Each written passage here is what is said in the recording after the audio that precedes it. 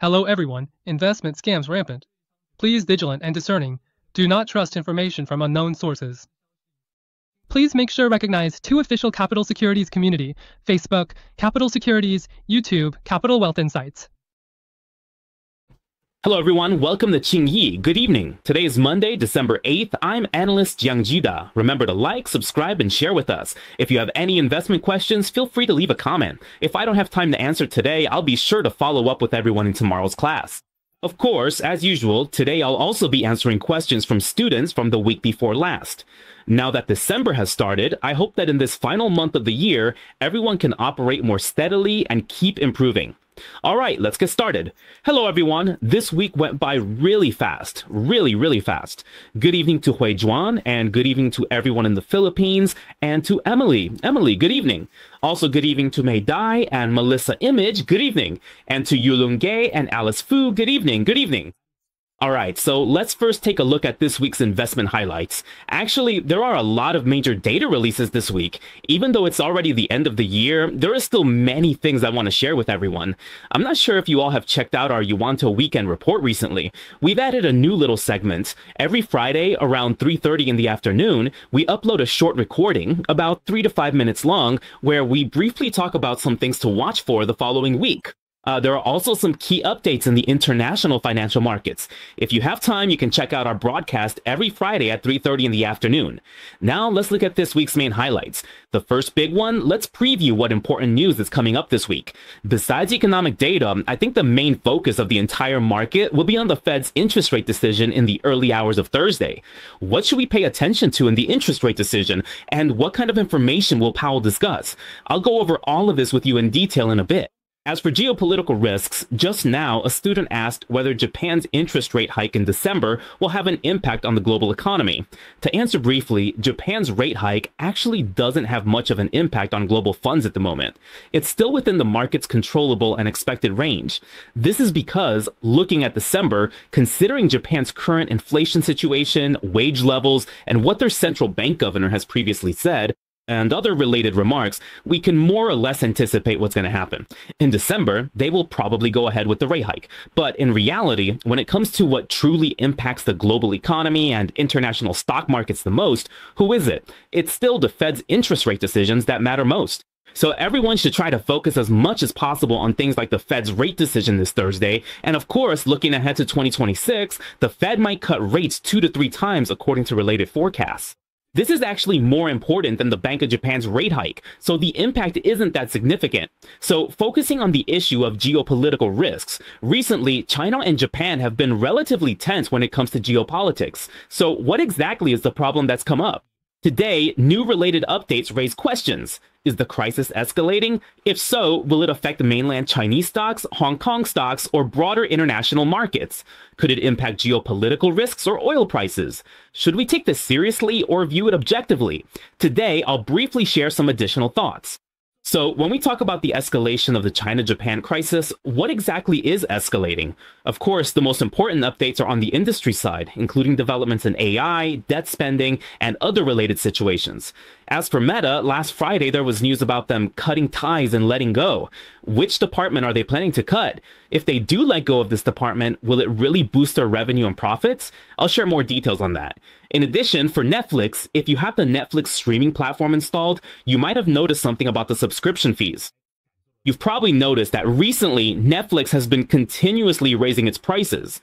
Now, regarding Netflix, at the end of October this year, they specifically mentioned that they would be doing a 10-for-1 stock split. After the split, the stock price started dropping rapidly. We've talked before about how Netflix's stock usually behaves after a split, and we'll discuss that again today. Besides that, Netflix made a bold move. They spent $72 billion, and with whom? They want to announce the acquisition of Warner Bros., but is this actually good news or bad news? We'll break it all down for you today. All right, everyone, it's been a while. It's been a long time. Caesar, and also 6666 pay, 6PS. Hello, and also Banana, Shangmei, Nekomaru. Okay, great. So let's get started with today's topic. First, let's take a look back at some of the important economic data from last Friday. As we've mentioned before, during the period when the US government was shut down, a lot of economic data, whether from August, September, or even October, wasn't released. We've reminded everyone that now, with the US government reopened, they're gradually catching up on both the most current and the previously delayed data. So everyone needs to remember where to put your focus. Focus on the most recent and up-to-date data, not on data from August, September, or even way back in the past. That older data can be used as a reference, but it's not as important as the most current information. It's just like, let me give you the simplest analogy. When we look at things like analyzing the market, the news, or even the stock market or the economy, I always like to use simple analogies to explain things to everyone. Because whether you're a seasoned pro or a newbie in the market, as long as you hear a simple analogy, you'll pretty much get the idea. For example, why do we say that economic data, even if it's released now in August or September, might not be that important? Let me give you an analogy. Let's say today is December 8th, right? Now, suppose 2 months ago, maybe on October 8th, there was a day when our Kwon Yin Good Night show didn't air. Maybe it was because of a power outage or an internet issue. So I say, hey, on October 8th, we didn't have a live broadcast. So after 2 months, let's say recently our Kwon Yin Good Night live stream, well, the computers and equipment have all been upgraded, so the performance is pretty good and the internet is very stable. So today we're going to make up for the content and data from the October 8th broadcast and analyze it for everyone. That's the idea. So is October 8th really that important? Is it important or not? Looking at it now in December or February, the data from October 8th is really not important anymore. If you want to refer to it, you can, but there's no need to spend a lot of time listening to Mr. Jang talk about what happened on October 8th. You get what I mean, right? So when it comes to the current economic data, as long as it's not the latest data from November or December, as long as it's from after the government reopened, you can just take a neutral view of the data that comes out later. For example, of course, this data was very important in the past, and it is still important now. It's just that it's data from September. All right, so the US September PCE monthly and annual rates, including the core PCE monthly and annual rates, whether it's the monthly rate, which is around 0.2 to 0.3, or the annual rate, which is about 2.8 to 2.9. Overall, to be honest, compared to expectations and the previous month's data, there hasn't been a significant spike.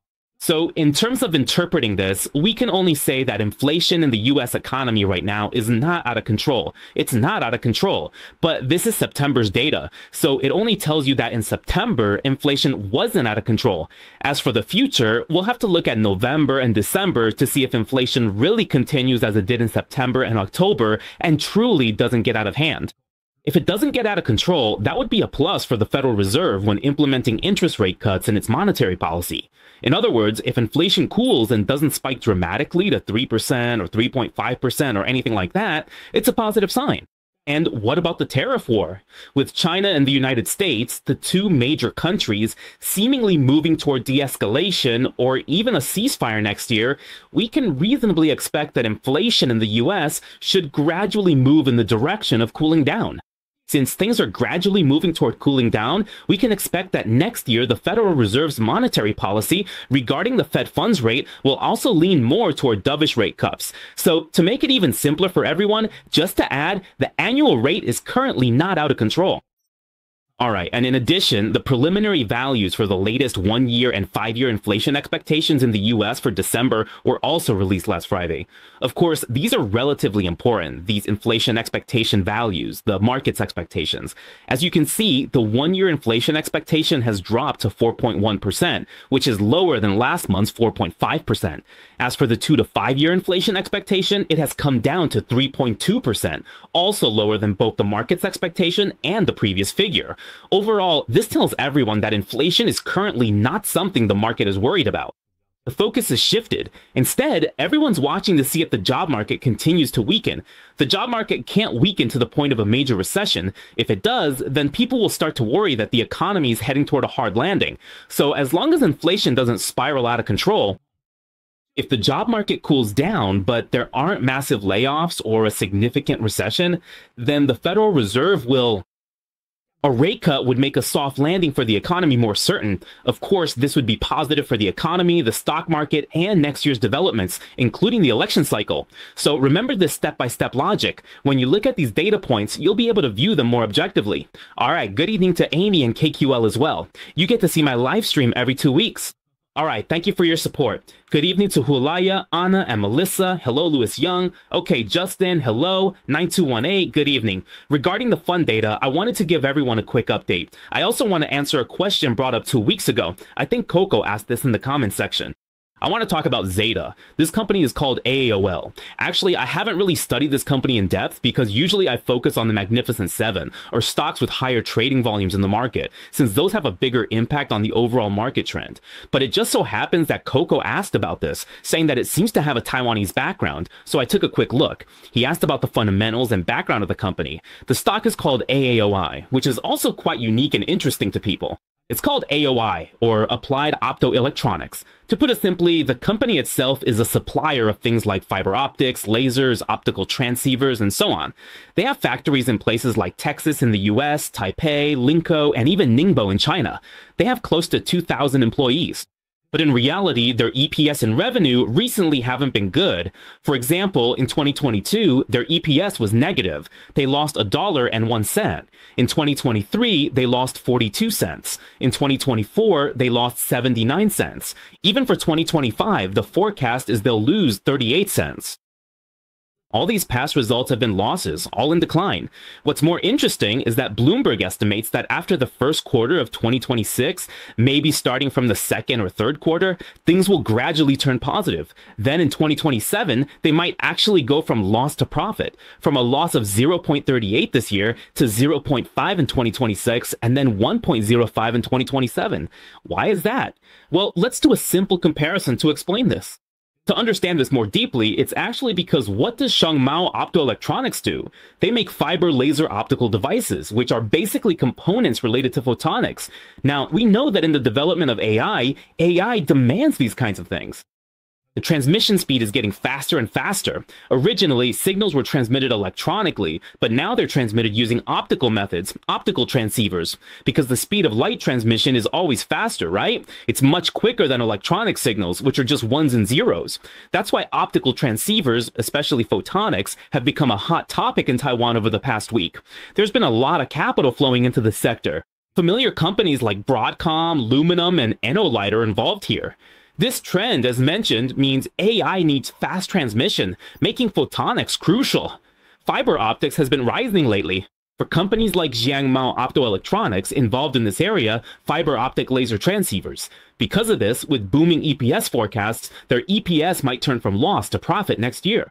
So I think this is a topic you can keep an eye on, because honestly, I haven't done any in-depth research on this stock either. It's just that someone happened to ask about this company, so we're just giving everyone a brief overview. Just to add, they do have fiber optic laser transceivers, and if the EPS really does improve next year, we're saying that with the development of AI, if there's a need for very fast data transmission, then maybe photonics really does have a chance to gradually come into play. So whether it's those small photonics companies in the US or the concept stocks I just mentioned in Taiwan, maybe these are things everyone can keep an eye on. All right, this is just a bit of additional info in response to a question a student asked a couple of weeks ago. All right, Jeffrey, good evening. Let me take a look, teacher. May I ask if Kwanya has any quantitative trading courses? It seems like I haven't heard about any recently. Hi, Justin. It seems that right now our manpower is a bit tight, and you'll notice there are a lot of live stream classes. So whether there are any teaching or quantitative trading courses being offered, I'm not sure. At least on the investment advisory side, it seems like we don't have any. As for the future side, I'm not too sure. I haven't really heard about anything there either. So far, I haven't heard about this kind of course. All right, Caesar asked, when the price drops a lot, do you dare to add to your position? Is it okay to add now? I think whether or not you should add depends on what kind of stock you're investing in. It's not like you can just buy any company just because the price drops. Not necessarily. You have to look at whether the fundamentals are good or not. Whether or not to buy or add to your position really depends on whether you believe in the company. If it's a good company and the price has dropped to a moving average that provides support, then you can start to gradually build your position. But if it's below the moving averages, like if the monthly, quarterly, and yearly moving averages are all in a bearish alignment, then that kind of company isn't necessarily a better buy the more it drops. Averaging down might not work out, so it's not a sure thing. So my answer is, it depends. Okay, hope that helps. No problem. All right, next, let's take another look at the economic data. After briefly updating everyone, let's also check out what the officials have been saying. There's this guy named Hassett, Kevin Hassett, the economic advisor. He's actually a very hot candidate to become the next Federal Reserve chair next year. He directly said that he believes the Fed might cut rates by a quarter point in December. He just came out and said it himself, even though he currently doesn't have any voting power. He just put it out there first. To some extent, I think he's still sending a message to the Fed officials, basically saying, at least cut rates by a quarter point this month to help the economy out. He also predicts that the economic rebound in the first quarter of next year could be even bigger, and that next year's GDP in 2026 could reach as high as 4%. He also mentioned that the development of AI has surpassed the tech boom and bubble of the 2000s and so on. Anyway, he talked about a lot of things. He also said that he hasn't discussed anything about the chairmanship with Trump, but anyway, never mind. It doesn't matter. Overall, regarding next year's Fed chair, whether it's S. Asset who gets elected, or if it's actually one of the current board members like Waller or Bowman, or even someone else, I think no matter who gets elected, the fact is, it is what it is. Being an important tool to carry out Trump's will, basically, this person is just a tool. I remember we had a classmate nicknamed the tool guy, right? That's exactly what this is, just someone to execute Trump's will. So whether it's Hassett or someone else who gets elected, everyone should be clear about this. Next year's Fed chair, as soon as the change happens in May, will be just that. A dovish stance and loose monetary policy, basically, that's already set, no matter who gets elected. As for whether next year GDP will reach 4% or if there'll be a rate cut by 25 basis points or whatever, I think the market next year probably won't be too bad after all. There's the US midterm elections, and I think that's the biggest positive factor. Also, take Taiwan, for example. Don't they have the 9-1 elections or something? Basically, in every country, as long as it's an election year, the market usually doesn't perform too badly. No matter what, the ruling party will always roll out some incentives to attract voters and boost their poll numbers. So the ruling party will go all out, offering a lot of resources and incentives, making all sorts of promises. Ultimately, they just hope that in the election year, they can get re-elected and stay in office. So you can imagine, whether it's in Taiwan or the United States, under this kind of momentum, the stock market and the economy generally won't do too badly, and they probably won't head toward a crash, unless we really see what people call a black swan or a gray rhino event. Basically, it would have to be something beyond our imagination for that to happen. Otherwise, as things look right now, it doesn't seem likely. Also, the Treasury Secretary, Besson, mentioned that the U.S. economy might see 3% growth, and he continues to have talks with China's Vice Premier, He Lifeng. You can imagine that these officials, whether it's Hassett or Besson, no matter what Lauder, Besson, or Hassett think, you can pretty much tell that next year, Trump probably won't be running for election, and the economy is expected to move upward, with monetary policy heading toward easing and rate cuts. This overall direction hasn't changed.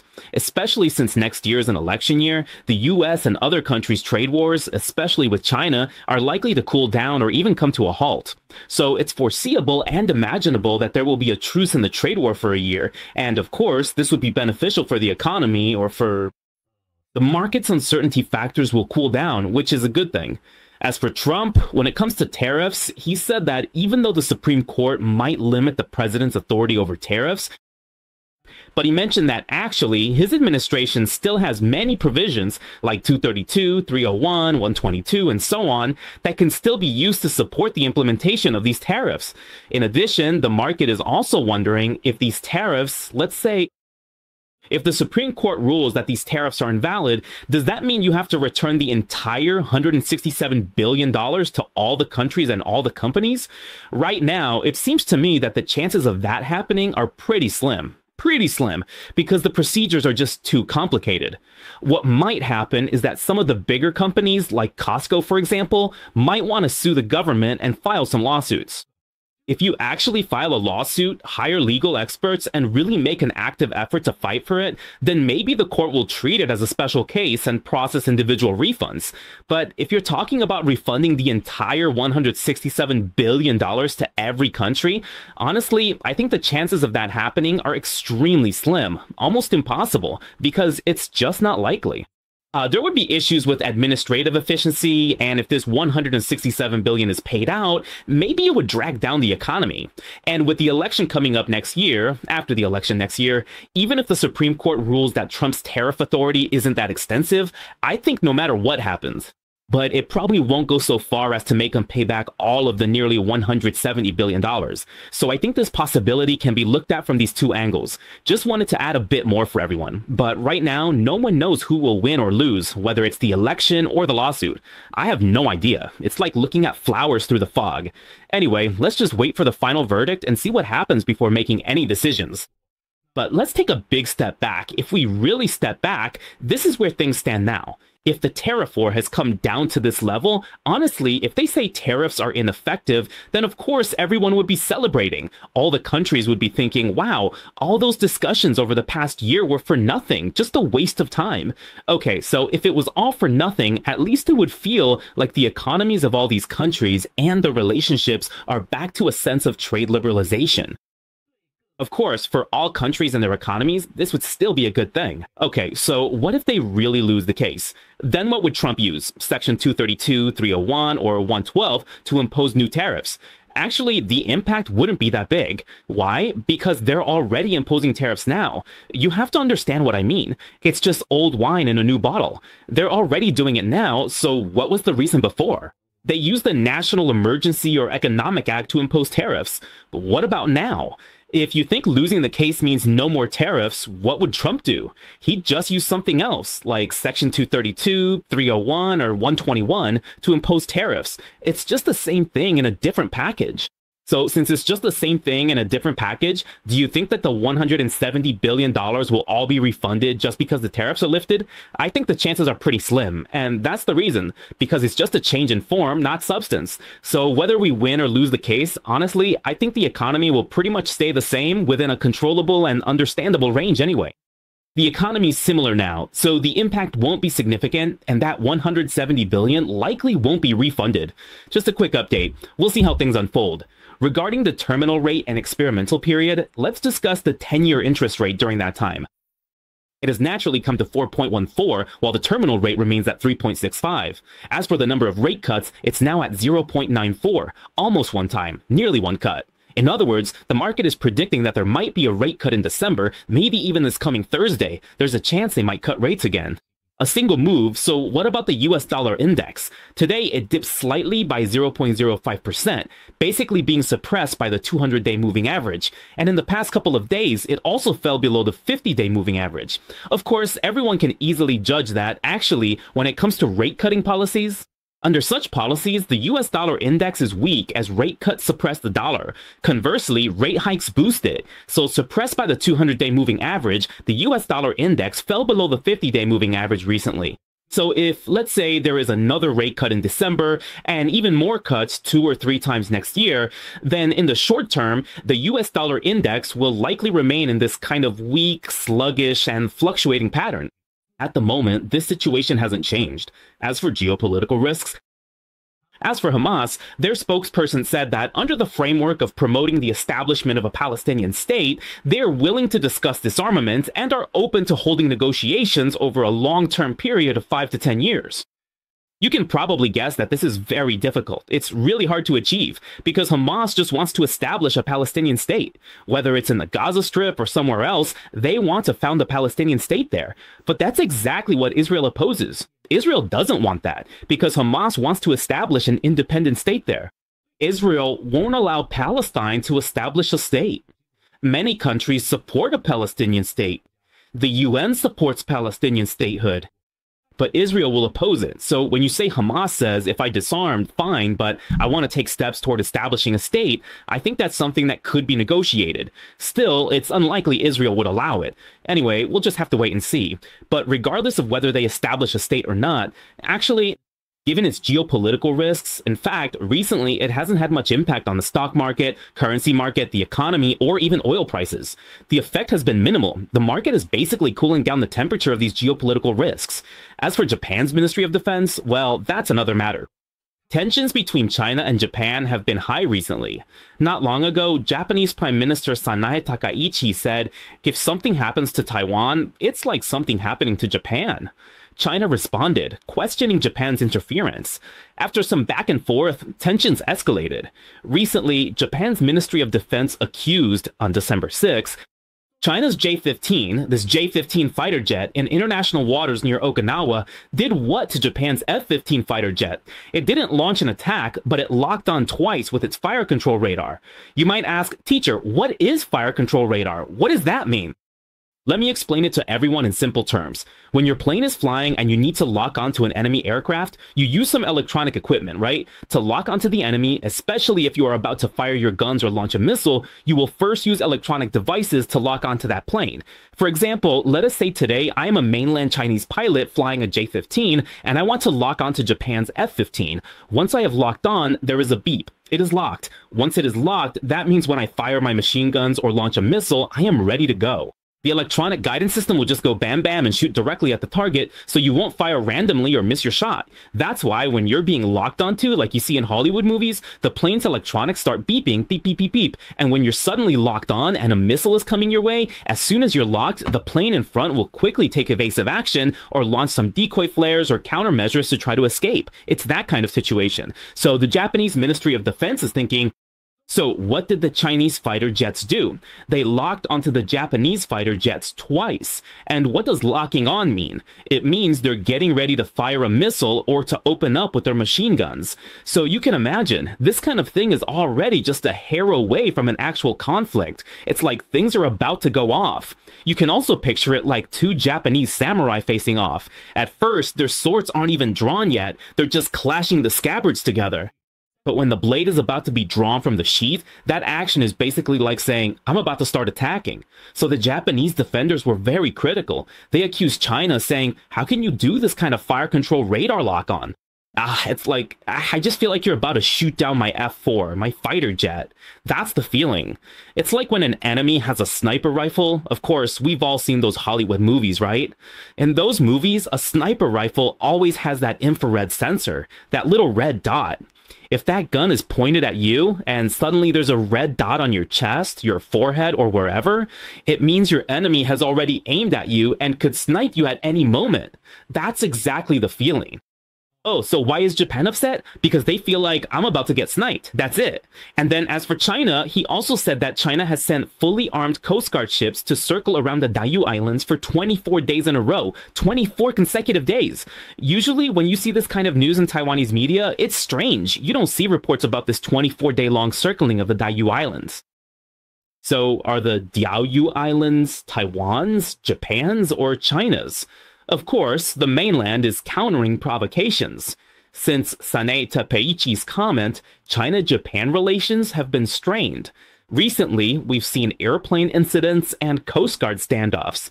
Even some Japanese entertainers have had their performances and cultural exchanges canceled regarding China-Japan relations. This back and forth, this tense standoff, will it ease up or escalate? It doesn't look like things are cooling down. As tensions keep rising, will someone launch a missile or shoot down a fighter jet? Both sides can provoke each other, but I don't think it'll come to real gunfire, at least not for now. If it came to that, wouldn't it be like the lead up to World War II? If China and Japan started fighting, it would be like the 8-year war of resistance. Everyone is watching the situation closely.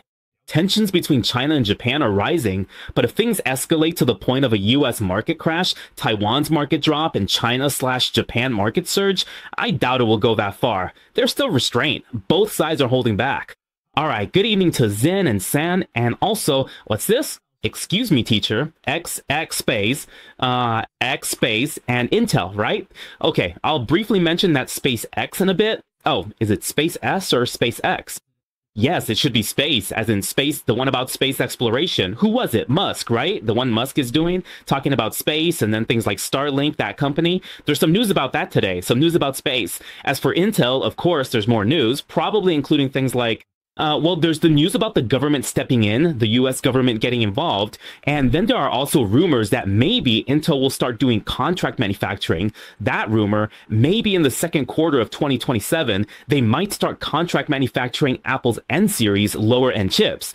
Actually, about this, I still want to talk to everyone a bit because last week, we just recorded the Uinta weekend report, and in that 5-minute segment, I happened to mention this as well. About Intel's N-Series, first of all, this N-Series thing is just a rumor. Second, it's being said that in 2027, this is according to Ming-Chi Kuo from Tianfeng Securities, he said that in the second quarter of 2027, Intel might be contracted to manufacture Apple's N-Series lower-end chips, these processors. First, this is still a long way off. We're talking about the second quarter of 2027. Second, even if these lower-end processors really do get outsourced to Intel, honestly, the impact on Taiwan's so-called National Protector, TSMC, is actually not that significant. The impact is minimal, almost negligible. That's because TSMC focuses on advanced processes and high-end chips, working on the really high-end stuff. So whether it's big companies like Nvidia, Apple, Meta, or Google, all of their advanced chips still have to go to TSMC for manufacturing. Will lower-end chips, even if transferred to Intel in 2027, really affect TSMC? The impact will be minimal. Intel's recent news, seemingly working with Apple, caused its stock to hit a short-term high. This is just a short-term topic. A brief update on geopolitical risks. Crude oil prices are still leaning bearish. So are Oracle's earnings in line with expectations, Charles? We'll probably talk about Oracle's earnings tomorrow since the report is expected to come out then. Some data will be released, so I'll add more details at that time, like information from Bloomberg and other relevant data to support our discussion. So let's talk more about Oracle's key points tomorrow. No major issues with Oracle's current earnings report. Oracle's main issue is their debt spending. They need debt for AI infrastructure investments. They may borrow $40 to $70 billion or more. This greatly differs from current cash flow. So in the past period, the reason why Oracle's stock dropped so much is because the market was worried that their positive cash flow would be less than the amount they need to borrow and spend. The concern is whether this could eventually lead to liquidity issues. That's why people are worried, and the stock price just keeps falling and falling. In this kind of situation, we can see in the short term, including for Oracle, that its CDS, the credit default swap rate, has also surged to levels seen in March 2009. The higher this rate goes, the more the market is worried that Oracle might default.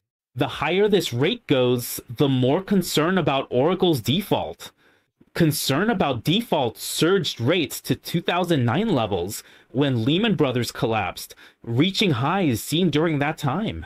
So that means everyone is really worried about what might happen to Oracle, what could happen, whether there might be some risk of debt default. But will it really default? In the short term, I honestly think people don't need to be so overly anxious. That's how I see it. It's not to the point where Oracle would default on its debt just like that. It's probably not going to happen. It's more about market sentiment. The market perceives that because debt payments exceed cash inflows, people get worried. That's all there is to it. As for Oracle's financial report anyway, we'll go over it with everyone tomorrow, all right? So what about the economic data part? Oh, today I'm answering a lot of things as I go along. I hope there's enough time. But that's good. If we have enough time, I'll try to respond to some of your questions right here in class. That way, tomorrow, we might not need to spend extra time answering things again, if time allows. Caesar asks, since both the current index and stocks have rebounded, how to choose positions in ETFs and stocks? My view remains, when it comes to positions, both Taiwan and US stock indices are at historical highs. At historical highs, just remember one thing. Whenever there's a new high, whenever the market goes up, sell a little bit first. Then, if it drops, if it comes down, you can adjust accordingly. If price drops, buy lower. If not, just wait. When it drops, it might reach monthly, quarterly, yearly moving averages. If these averages trend up, look for stocks to buy on dips and build position. But when market surges or positive news, if a company or an index keeps hitting new highs, it means one thing. The market is in a bull phase right now. All right, as long as it keeps reaching new highs, whether it's an index or a company, it means it's in a bull market. There's no doubt about that. But when a bull market is making new highs, you have to stick to this principle. When it hits a new high, that's not the time to chase the stock. When it hits a new high, that's when you should sell some and lock in your profits. If you don't sell at a new high, others will, to take profits and adjust positions. For short-term trading, at a new high, you should sell. It will pull back, so buy back lower. When selling, don't sell everything at once. Don't just rush to sell everything all at once, and don't go all in when the price drops either. You have to remember to always spread out your positions and take profits in batches. Maybe each time, adjust about a quarter or a third of your holdings. Remember, this will make your trading more flexible. Okay, now let me add about the economic data. So today's economic data is China's November trade balance. Look at the annual import-export. Tomorrow, Taiwan's import and export data. If you're trading Taiwanese stocks, pay attention. Taiwan's import and export performance should be good as companies ship aggressively pre-tariffs and its peak season. Taiwan's import-export this year has been solid with strong year-over-year growth. Not bad at all. So we can expect that Taiwan's import and export numbers for November, which come out on Tuesday, should still look pretty good. Also, later in the evening, keep an eye on October's JOLTS job openings, which will be released on Tuesday. Then on Wednesday, there's the EIA monthly oil report, China's CPI, and Canada's interest rate decision. All of these are worth watching, but nothing too surprising. Just keep a neutral perspective. The most important event is on Thursday. At 3 a.m. on Thursday, there's the Fed rate decision, which is the last meeting of the year. The market expects there's about a 90% chance of a rate cut by a quarter point. But if something unexpected happens, like a sudden twist, maybe it could happen, even though the market expectation is at 94%. So remember to keep an eye on this. If on Thursday they really announce to everyone that, hey, they're going to cut rates, then basically a rate cut is positive for the economy and the stock market. But since the market already expects a 90% chance of a rate cut, if the Fed does cut rates this week, pay attention. If the rate cut is good news and the stock market surges, you should do the same as before. Remember what I said, sell once first. Just sell once. That's the right move. Sell first, and if the market drops, you can slowly get back in. Also, keep an eye out because it's possible that all the good news has already been priced in. Another thing to watch is at 3:30 in the morning, see what Powell has to say. In the end, after the rate cut, is it going to be a more hawkish cut, a dovish cut, or a neutral one? Each of those has a different impact, you know? Don't just assume that a rate cut will be super aggressive and then boom, the market will start skyrocketing and the stock market will shoot up to 30,000 or even 50,000 points. There's no such thing. Every single economic data release or official statement, we have to carefully analyze and dig into what it really means. Sometimes news or data that looks positive on the surface might actually be hiding some risks, and sometimes data that seems negative or pessimistic can actually create a good buying opportunity when the bad news is already priced in. So there are many interesting changes like this, and that's just how the stock market works, never an absolute. In the US, for example, on Thursday, there will be announcements. Also, monthly wholesale sales rates and monthly oil reports from the IEA and OPEC will be released Thursday. There aren't really any major data releases Friday, so Friday should be uneventful. There's just Bowerson, not Powell, but Bowerson, one of the Fed committee members. Bowerson will just give a routine speech, that's about it. So for this week, honestly, before Thursday, you just need to keep an eye on things like Taiwan and China's import and export numbers, and that's pretty much enough. Thursday is the most important day this week. Really, Thursday is all you need to focus on. As for earnings reports, like we just mentioned, and someone just asked about this, who is it on December 9th? That's Oracle. Oracle's earnings report will be released tomorrow, December 9th. So if we have time, and if it's already out by then, we'll go over what they announced and break down the details. If it hasn't been released yet, then we'll talk about the estimates from Bloomberg and how they compare to the consensus forecasts. Anyway, in short, I think Oracle is just... First, I don't think they're likely to default. Second, CTS has gone up quite a bit recently, so it's more of a wait-and-see situation. Third, as I just mentioned, their debt payments are greater than their positive cash inflows, so in the short term, the market will have a more negative view of them. That's basically it. But if you look at it over a longer period, in the long run, if their stock price really does gradually improve as their AI development gets better and better, and their business outlook becomes more promising, and they also dispel the market's concerns about their so-called negative cash flow, then You ask whether the stock price will recover? Yes, it will recover. That's all there is to it. Of course, it will take time. It's just that in the short term, there are many factors that are unfavorable to Oracle's stock price. That's the situation right now. All right, time for Meta. Non-farm payrolls? No. Last week's ADP report, small non-farm data, was below expectations. I didn't mention it last time. Non-farm payrolls aren't out yet. What's up with Meta? What exactly is Meta cutting, letting go of, or leaving behind? What is Zuckerberg saying? It looks like they're finally going to make cuts to the metaverse. This is just a rumor, but the rumor is Zuckerberg might cut the metaverse department's budget by 30%. Honestly, even if he cut it by 50%, I think that would be good. Everyone knows that back in 2021, the whole metaverse thing, everyone jumped on the bandwagon for the metaverse, but honestly, I still don't really get what the metaverse is supposed to do. It's just this framework, this thing, and they say, oh, you can have a virtual world, virtual workspaces, maybe you put on a headset and you don't have to go to work anymore. You can do a lot of things from home, just online, working in the virtual world. That was the original idea people had about the metaverse. But as things went on with the development of AI, VR, AR, and all that, it just kept developing and developing. But in the end, it all turned out to be just empty talk. So it became empty talk. Since 2021, this department has lost $70 billion US. $70 billion is 2.1 trillion NTD.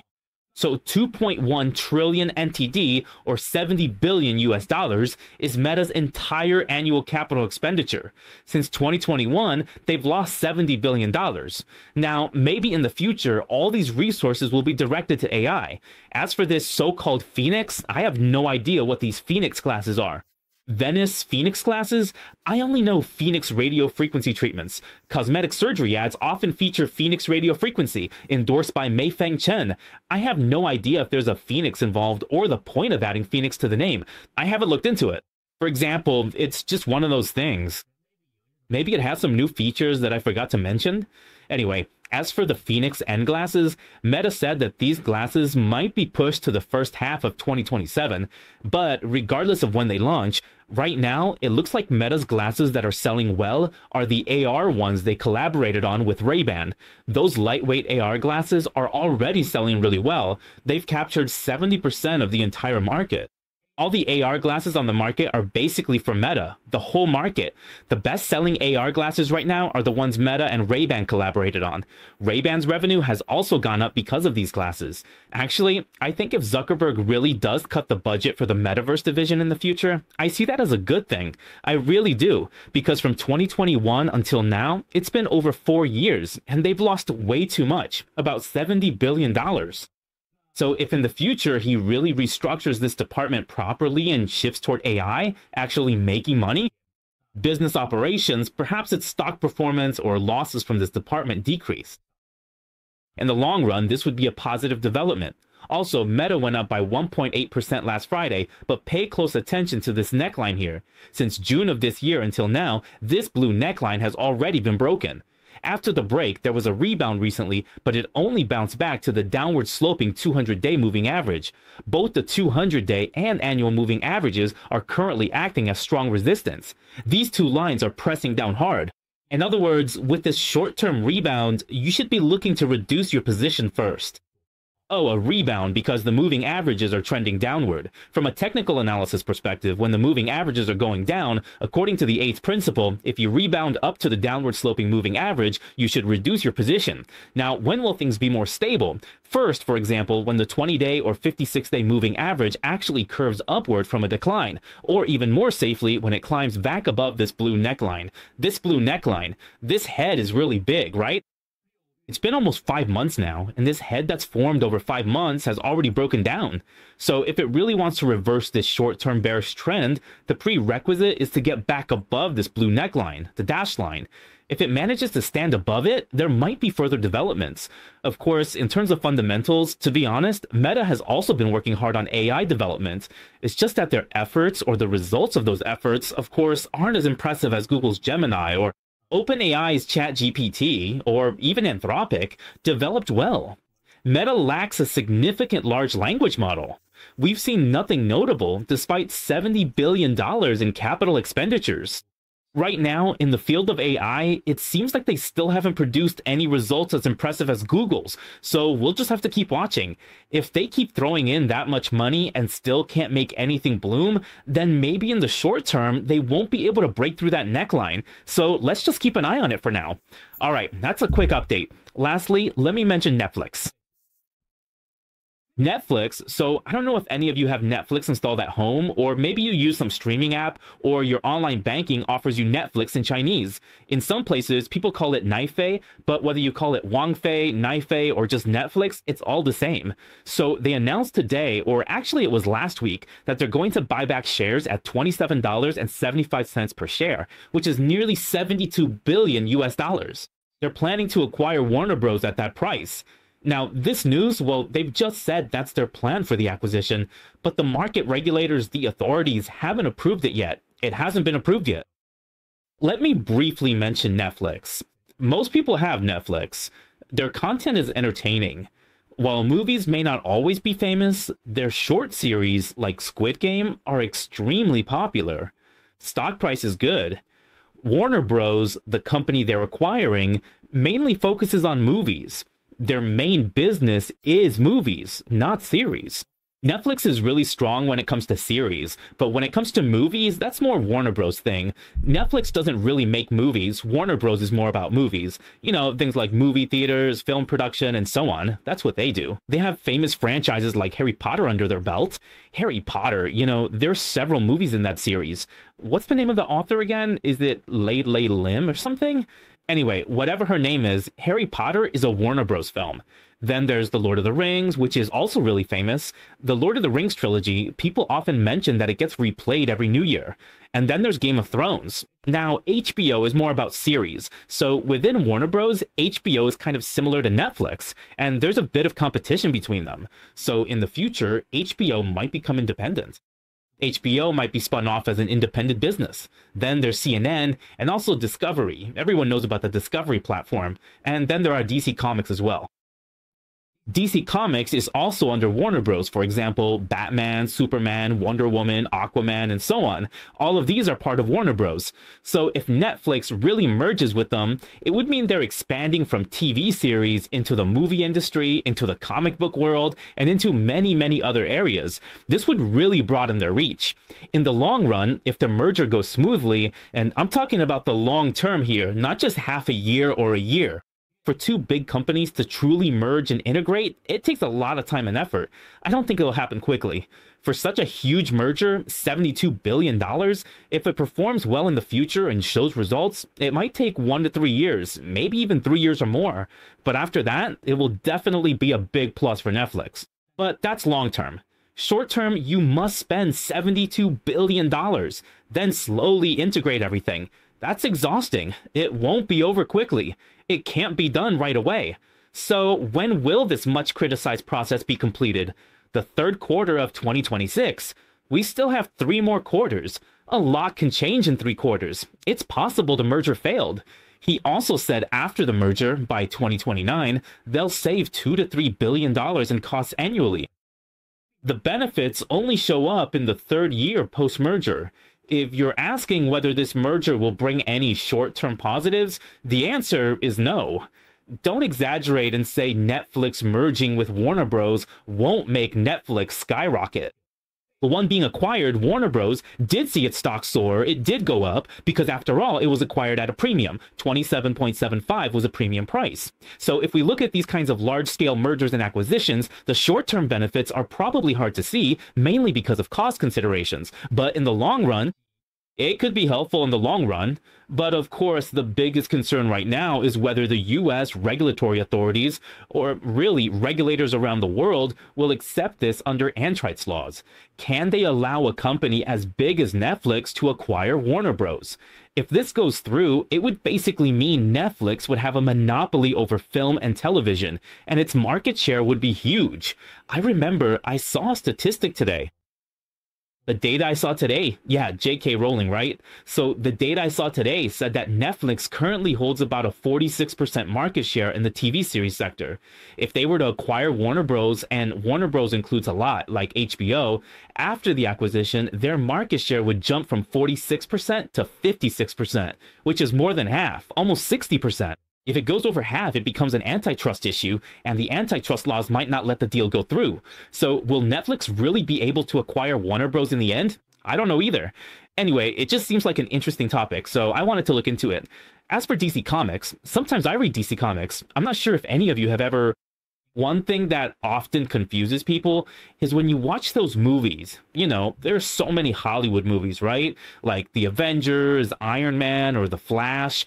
And then there's the Hulk, the big green guy. DC Comics and Marvel Comics are not the same, you know? In DC Comics, the characters like Batman and Superman are different from those in Marvel. Some of the characters or movies under Marvel or whatever have a lot of superpowers, and those movies sell really well too. For example, like I just mentioned, Iron Man or the Hulk, and so on. Spider-Man, that's part of the Marvel series. If you can't tell which company a character belongs to, you can look it up online. There are guides on how to tell them apart. For example, in DC Comics, the characters in DC, they usually have some kind of godlike powers, powers that go beyond what humans can do. It's not just a human personality, it's something more, maybe even alien. For example, Superman, he's from another planet, or Aquaman, for instance. Anyway, that's the idea. These characters aren't just regular people, they're more deified, more godlike, and those kinds of roles tend to fall under DC Comics. Okay, so if we're talking about Marvel Comics, like the ones from Marvel, characters like Iron Man or the Hulk, they're more American in style and tend to have a more humorous approach.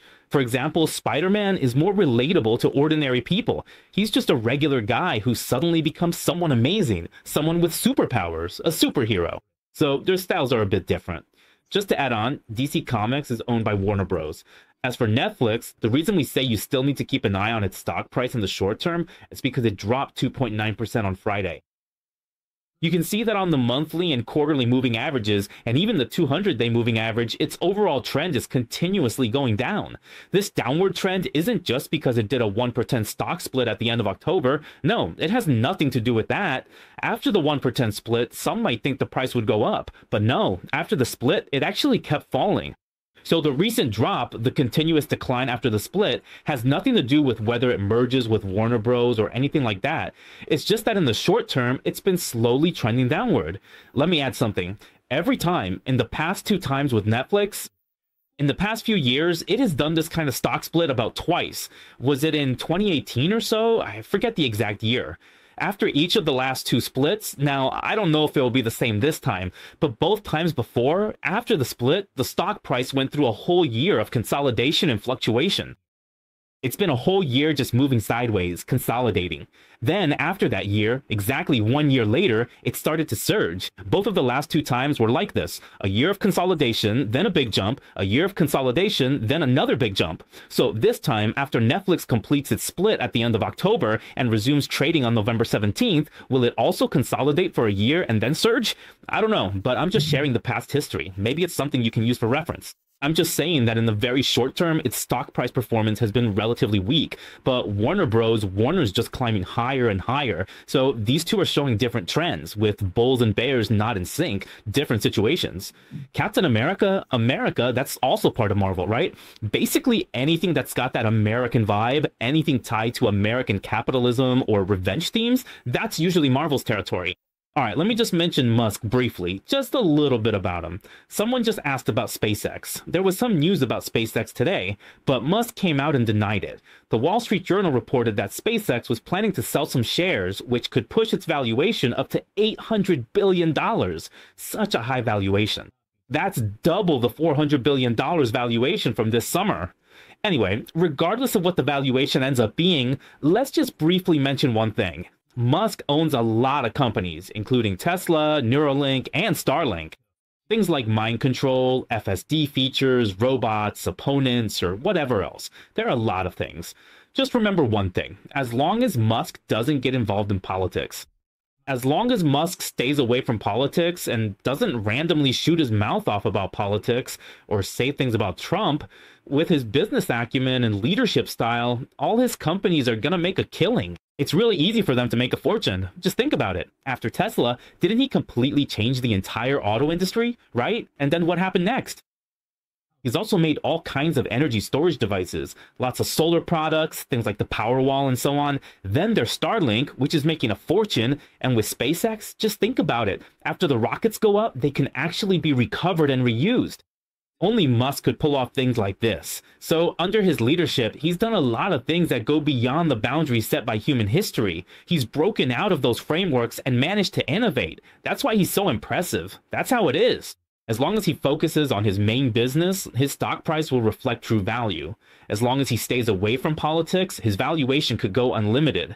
As for Tesla in the short term, well, last week on my Xiaogang 0.1 account, I looked at the short-term trend. There's a short-term resistance above. If it hits that resistance in the short term, remember to take profits when it touches that point. If it holds above that level and monthly or seasonal moving averages turn upward, this short-term neckline resistance near the previous high could break. But that hasn't happened yet. Currently, it's more a high-level consolidation, oscillating, so keep that in mind. When it hits resistance, sell a portion. If it pulls back to support or returns to the moving average, then buy on the dip. That's the logic for this kind of trading. For US stocks and pre-market trading, Albemarle of 4.3% and Coinbase of 2.45%, SanDisk and Micron Technology, Synopsys, Broadcom, and Applied Materials are all up 1.6% before the market opens. Netflix is up 1.56%. Tesla, Occidental Petroleum, Moderna, and Warner Bros. Are all down 1% in pre-market trading. Not much else to say, really not much left.